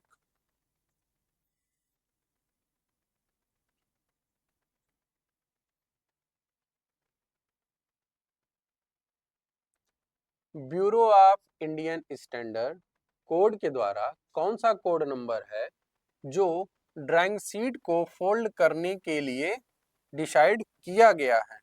जल्दी बताइएगा, कौन सा होता है? IS इंडियन स्टैंडर्ड 11,164 से 1986, ठीक है। ये BIS के द्वारा इसको क्या किया गया था? डिसाइड किया गया था। कोई दिक्कत नहीं है? आगे चले, ठीक है। जल्दी बताइए, एक बार देख लीजिए, BIS का फुल फॉर्म क्या होता है? ब्यूरो ऑफ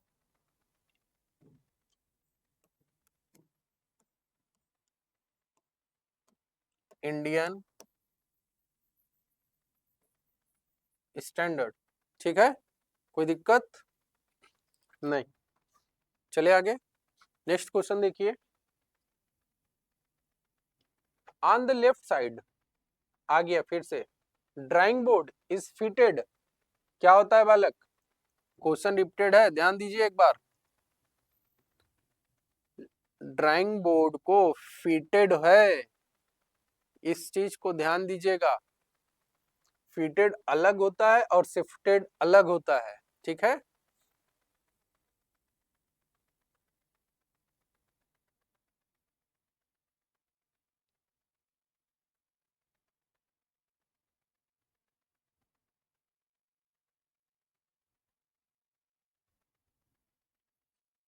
एक बार अभी पीछे बताए ना, एबनी एज क्या होता है बालक? Ebony as.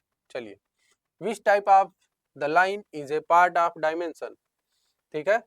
किस प्रकार की रेखा, किस प्रकार की रेखा साइज का एक भाग है? किस प्रकार की रेखा साइज का एक भाग है? जल्दी बताइए। फैंटम, लाइन, ये एक क्या होती है, साइज होती है।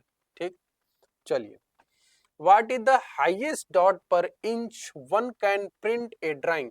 ड्राइंग में सबसे ज्यादा हम किस डॉट पर इंच, जो डीपीआई होता है, सबसे ज्यादा किसको हम प्रिंट कर सकते हैं, किस डीपीआई को, जल्दी बताइए। 1200 डीपीआई। ठीक है, 1200 डीपीआई को सबसे ज्यादा मतलब हाई रिजोल्यूशन को हम मानते हैं। क्लियर है, चलिए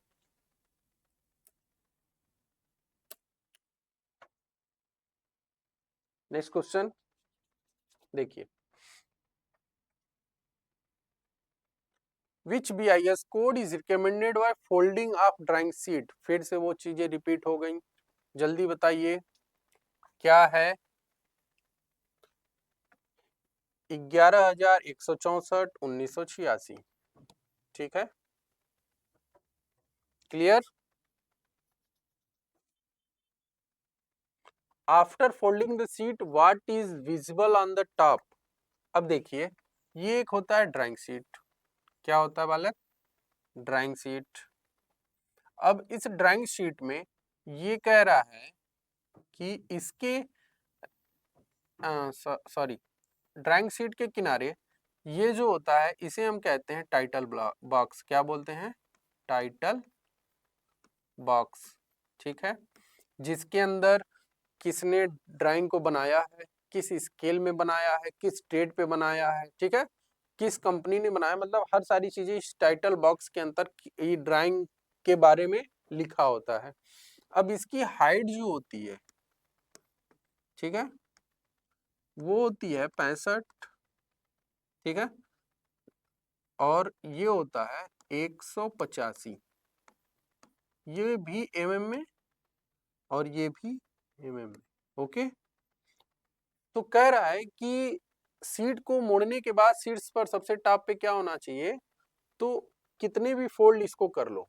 ठीक है, इसको कितनों भी फोल्ड कर लो, ये कितना भी क्या होता है, मतलब हर चीज का एक वो है।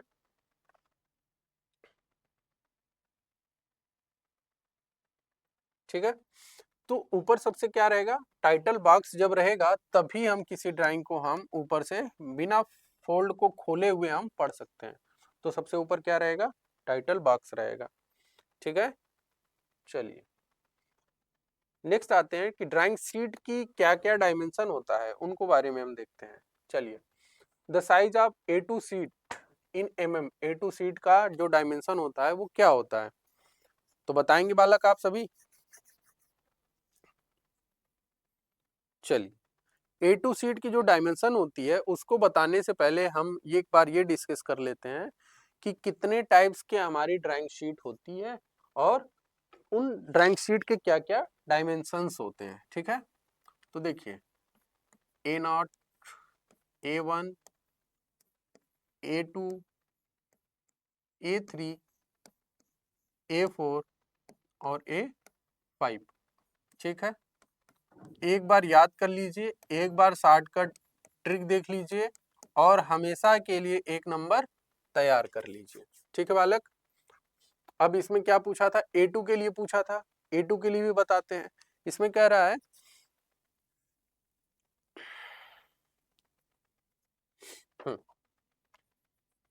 सबसे पहले होता है 841 गुणे 1189। ये सब डायमेंशन किस में होते हैं, mm में होते हैं। अब देखिए 814 इंटू 1189, अब 1189 बाई 2 अगर हम करते हैं, ठीक है, दिख रहा है ना, चलिए अगर बाई 2 करते हैं तो कितना होगा, 2 पचे 10, ठीक है, 2 9 18, फिर 2 चौके 8, 594, यही हुआ। तो A1 जो ये पीछे था इसका आधा क्या हो जाएगा, 594 इंटू ये वाली चीजें कहाँ आ जाएंगी, इधर 841।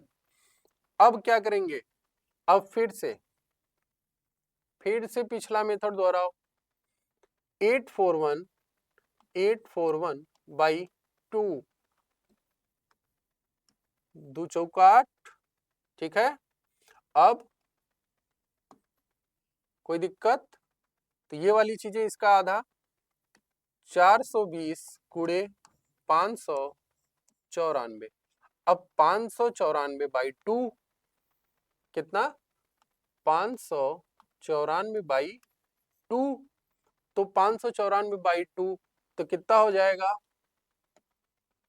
2 दूनी 4, बचा 2 9 18, ठीक है, बचा 14, 297 कितना हो गया? 297 गुणे ये इधर आ जाएगा 420। अब 420 का आधा कितना होगा? 420 कितना होगा? 210। तो यहां हो जाएगा 210 गुणे 297। अब 297 का आधा करिए, कितना हो जाएगा?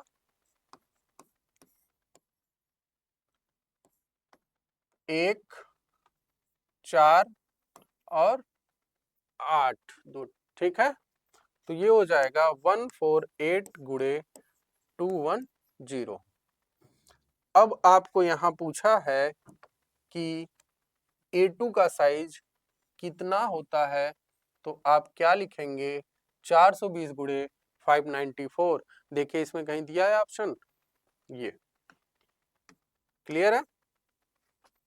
क्लियर है? चलिए, ठीक। तो कितने साइज के होते हैं? 1 2 3 4 5 और 6। 6 साइज की हमारी ड्राइंग शीट होती है, क्लियर है? 6 साइज की हमारी ड्राइंग शीट होती है। और इसमें सबसे पहला हमें केवल एक याद करो। कौन सा? सबसे पहले केवल एक याद करो। कौन सा? A0 को। किसको याद करिए? A0। A0 का डायमेंशन 841 गुणे 1189। ट्रिक क्या था? पीछे वाले को बाई 2 करो, आगे लिखो, आगे वाले को पीछे लिखो, पीछे वाले को बाई 2 करो, नेक्स्ट वाले में आगे लिखो, फिर जो आगे लिखा था उसको पीछे। ऐसे करके हम क्या करते हैं? छवों का डायमेंशन हम निकाल लेते हैं। क्लियर है बालक? ये देखिए कहाँ पूछा था, NPCIL AE 2019, सिंपल सा क्वेश्चन। अब कह रहा है A1 का एरिया कितना होता है। अच्छा, अब यहीं पे चीजों को क्लियर कर देते हैं, ठीक है बालक? देखो, देखिए अब हम एरिया भी कभी कभी आ जाता है, तो एरिया के बारे में देखिए। यहाँ क्या होता है? एक पहले वाले का मीटर स्क्वायर, A0 का, A1 का क्या होगा? इसका आधा 0.5 मीटर स्क्वायर, इसका क्या होगा? इसका आधा 0.25 मीटर स्क्वायर। फिर A3 का, इसका आधा 0.125 मीटर स्क्वायर। अब इसका आधा 0. ठीक है, 0625 मीटर स्क्वायर। फिर इसका आधा, तो आधा तक ना जाइए, बस यहीं तक आप बराबर रखिए। चीजें क्लियर है? यहाँ पे हम ड्राइंग शीट देखिए, पहले हमने पढ़ा ड्राइंग शीट 6 प्रकार के होते हैं, 6 टाइप्स के होते हैं, ठीक है।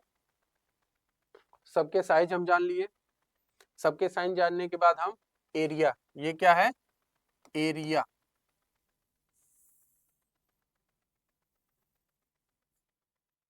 ठीक है। हाँ,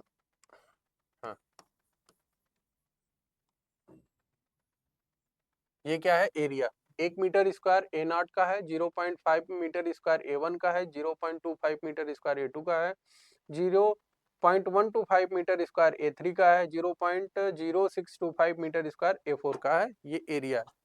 क्लियर है? चलो, अब बताइए आप A1 का। कोई दिक्कत नहीं है? चलिए आगे बढ़िए। A0 का ड्राइंग शीट इज क्लोजेस्ट, जल्दी बताओ बालक। बस एक बार बस दिमाग में रखो, कहानी खत्म, करते रहो करते रहो। Is not the size standard trim drawing sheet, drawing sheet में कौन सा नहीं था, जल्दी बताओ भैया, जल्दी बताओ। 210 इंटू 297 था कि नहीं था? देखो कौन सा नहीं है, सब तो हैं, एक नहीं है बालक। 420 गुणे 594 है। क्या है बालक? 594 किसका? A2 का। ठीक है, ये भी चीजें ध्यान रखना। अब क्या बोल रहा है, यहाँ क्या है? 596, यहाँ क्या है? 596। तो कह रहा है कटी हुई आरेखन शीट का मानक आकार कौन सा नहीं है। लो, खत्म कहानी। एक चीज पढ़ो, क्लियर पढ़ो। A0 का साइज क्या होता है, जल्दी बताओ। अरे क्या सोचना है यार इसमें, एक बार पढ़ लिए कहानी खत्म, आगे बढ़ो। The ratio between two adjacent side of A drawing sheet is, क्या होता है? 1:√2 होता है। ठीक है बालक, कोई दिक्कत नहीं है। चलिए,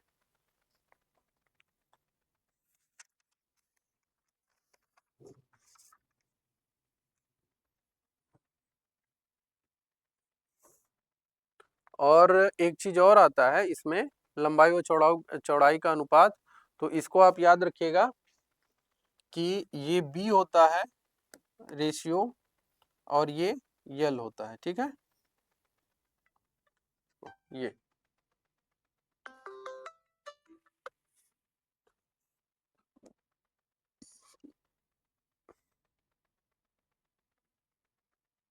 क्लियर है। चलिए,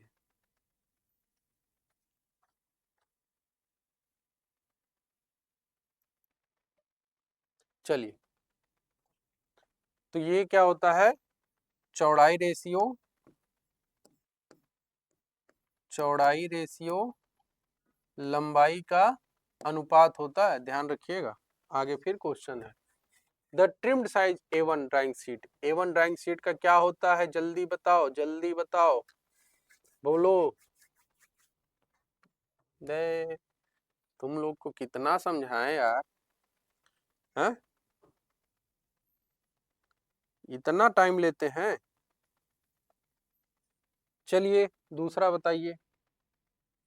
594841 के आकार, बस कह दो कि सर बढ़िया क्वेश्चन लाओ। ठीक है, नेक्स्ट क्वेश्चन देखो।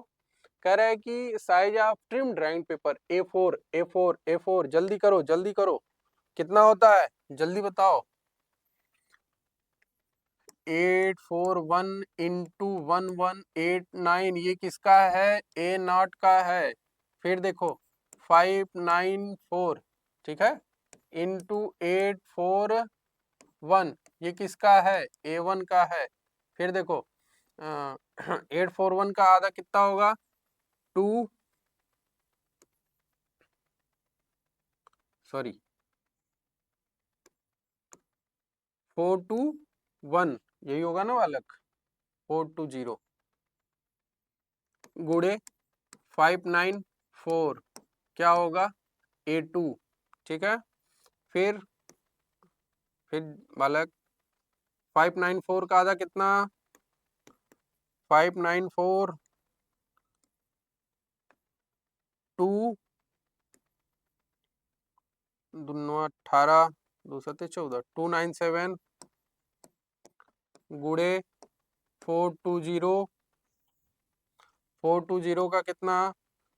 210 गुड़े 297, फिर कितना हो गया? A3 और A4।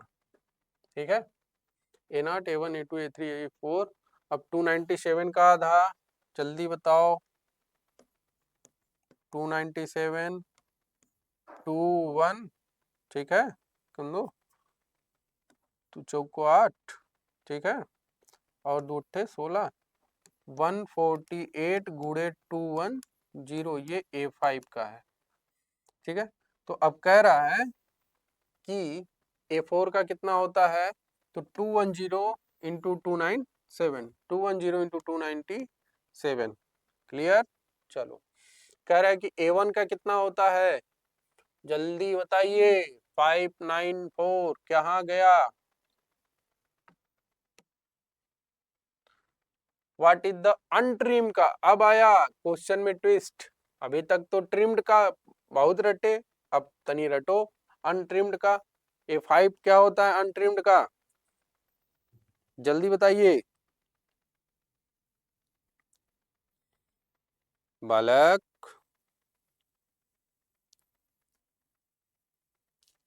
165 है कहीं, 165 240 अनट्रिम्ड का होता है। What is the designation of 420 594 size paper H BIS? जल्दी बताओ, जल्दी बताओ, क्या होता है? A2। याद रखा करो भैया। The size of B1 drawing board as per BIS is. अब देखो, अब यहां हम पढ़ते हैं, अभी तक हमने क्या पढ़ा कि ड्राइंग शीट, ठीक है। अब हम क्या पढ़ेंगे, ड्राइंग बोर्ड। ठीक, तो ड्राइंग शीट हम कितने टाइप्स के पढ़े थे, A0 से लेके A5 तक। टोटल कितने नंबर ऑफ ड्राइंग शीट थी, 6। ठीक है, अब हम यहाँ पे पढ़ेंगे B0, B1, B2 और B3। ठीक है, ये कितने टाइप्स के ड्राइंग बोर्ड होते हैं, 4 प्रकार के। अब यहाँ क्या पूछा है बालक, यहाँ पूछा है कि B1 के ड्राइंग शीट की क्या साइज होती है। तो B1 के ड्राइंग शीट की जो साइज होती है 1000 गुणे 700 गुणे 25। ठीक, अब यहाँ पे 1500 1000 गुणे 25 mm ऐसे कर। ठीक है, तो ये चीजें होती हैं। तो इसमें कौन सा होगा सही, B1 का 1000 गुणे 700 गुणे 25। ओके, चलिए फिर आता है next, the drawing sheet is so folded that title block is. कहाँ होता है, हमेशा बताए थे भी, ऑलवेज ऑन द टॉप। ठीक है, क्यों, क्योंकि अगर कोई भी ड्राइंग शीट को, जैसे A0 की जो ड्राइंग शीट होती है सबसे बड़ी होती है, ठीक, उसको हम 9 फोल्ड में फोल्ड करते हैं। अगर 9 फोल्ड में फोल्ड करते हैं और आपको पता है कि इसके राइट साइड कॉर्नर में इसका टाइटल बॉक्स होता है, क्या होता है, टाइटल बॉक्स होता है। और ये जो 9 फोल्ड हम कर रहे हैं वो टाइटल बॉक्स उसके अंदर चला जाएगा, तो कहीं भी कई सारी ड्राइंग रखी रहती है, तो उसमें से कौन सी ड्राइंग हमें निकालनी है ये पता कैसे चलेगा, वो तो टाइटल बॉक्स देखने के बाद ही। और ये टाइटल बॉक्स हमारा अंदर हो जाएगा, तो सभी ड्राइंग शीट को हमें क्या करनी होती है, खोलनी पड़ती है। तो इसलिए हमेशा जब भी फोल्ड करते हैं तो उस समय इस चीजों का ध्यान रखना पड़ता है कि जो सबसे ऊपर हो, तो हमारा क्या होना चाहिए, टाइटल बॉक्स हमारा क्या हो, सबसे ऊपर हो। क्लियर है, चलिए फिर आता है ए ड्राइंग शीट, उसका कितना होता है, A0 का कितना होता है बालक, 841 into 1189। The size of title blocks अभी बताए थे पीछे, 185 इंटू 65 किस में है, MM में। यही कह रहे हैं, शांति से एक बार ध्यान पूर्वक अगर आप पढ़ेंगे इतना मजा आएगा कि पूछिए मत। ठीक है बालक, चलिए आगे बढ़े। और अभी अभी हमने बात किया इस क्वेश्चन में कि कितने इसको A0 वाले को कितने बार फोल्ड करते हैं, A0 को 9 बार। कितने बार फोल्ड करते हैं बालक, 9 बार। ठीक है, तो यही क्वेश्चन यहाँ पे दिया हुआ है कि 9 fold are allowed to which of the sheet designation when they are field. ठीक है, 9, A0 को कितने बार, 9 बार। The preferable slope of drawing board support is. Preferable support क्या होता है ड्राइंग बोर्ड के लिए, इसके बारे में पूछा है। तो क्या होता है बालक,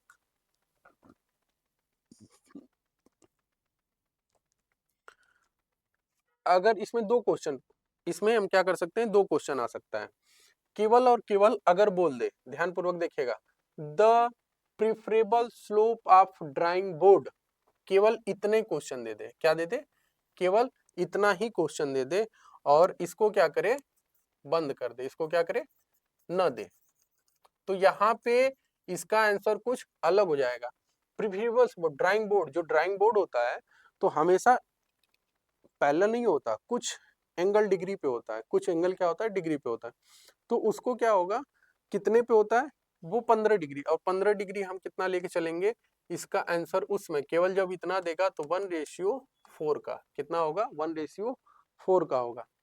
लेकिन यहाँ पे क्या बोला, सपोर्ट, सपोर्ट मतलब जो हमारा ड्राइंग बोर्ड है उसका एंगल अलग होगा, ठीक है, जिस पे ये खड़ा है, जिस पे ये खड़ा है उसका ड्राइंग बोर्ड का जो सपोर्ट कितना है, 1:2 का है, लेकिन ड्राइंग बोर्ड का कितना है, 1:4 का होगा। दोनों चीजों में अंतर है, ये ध्यान दीजिएगा, लेकिन यहाँ पे जो आंसर होगा हमारा 1:2 का होगा। क्लियर है? देखिए अब नेक्स्ट क्वेश्चन कह रहा है कि ट्रिम साइज A2 का, A2 का एक A0, A1 और फिर क्या आता है A2, A2 का क्या होता है 242,594, कितना आता है बालक, ठीक है, ये भी हो चुका है आपका।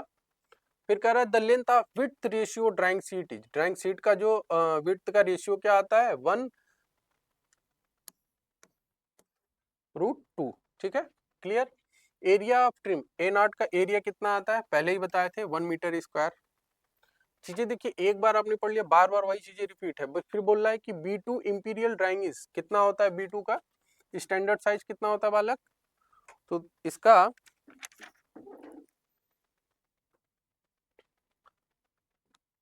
700 इंटू 500, ठीक है। A dimension is started 25 plus minus 0.0 drawing, what is tolerance, tolerance क्या होता है, तो टोलरेंस का मतलब है कि प्लस 0.02 और माइनस 0.02, अगर हम टोलरेंस को ऐड करते हैं, केवल ये हटा दीजिए, अगर हम टोलरेंस को ऐड करते हैं तो कितना होगा 0.04, तो टोटल टोलरेंस क्या बोला है, what is the tolerance, total tolerance क्या होगा 0.04, क्लियर है। चलिए the ratio between two adjacent side of the drawing sheet, ठीक है, एडजेसेंट क्या है, एडजेसेंट क्या है कि ड्राइंग शीट का क्या एडजेसेंट हो सकता है बालक, सी, तो इसका क्या होगा, आपको पहले बताए थे 1/2, ये क्या होता है, रेशियो होता है किसका, लंबाई और चौड़ाई का, ठीक है। ड्राइंग बोर्ड साइज D0 का, जल्दी बताएं, D0 सबसे बड़ा वाला होता है तो उसका कितना होगा 1500 इंटू 1000 गुणे 25, क्लियर है। The IS recommended trim drawing sheet is, कितना होता है ड्राइंग शीट का, ड्राइंग शीट का कितना होता है बालक 10,711 रेशियो 2:1, ठीक है। The area of trim side A2, A0, A2 और A1, जल्दी बताइए, 0.5 0.25 मीटर स्क्वायर, कितना होता है 0.25 मीटर स्क्वायर, ठीक है। फिर आता है अनट्रिम्ड साइज एक ड्राइंग शीट का, कितना होता है भैया 594 इंटू 841, क्लियर है।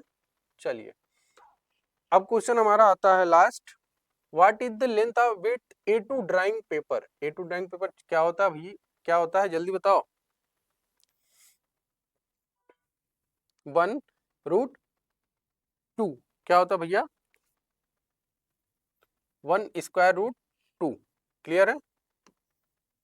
चल क्लियर, तो ये क्वेश्चन थे हमारे सर्वेयर के फर्स्ट यूनिट का, ठीक, तो इसी तरह से हम धीरे धीरे आगे बढ़ेंगे और हम क्वेश्चन को करते चलेंगे, ठीक। अब ध्यानपूर्वक पढ़िएगा, आराम से एक बार दोहराइए, कहीं भी कोई भी दिक्कत आती है तो आप पर जरूर कमेंट बॉक्स में जरूर बता देंगे। थैंक यू, नमस्ते।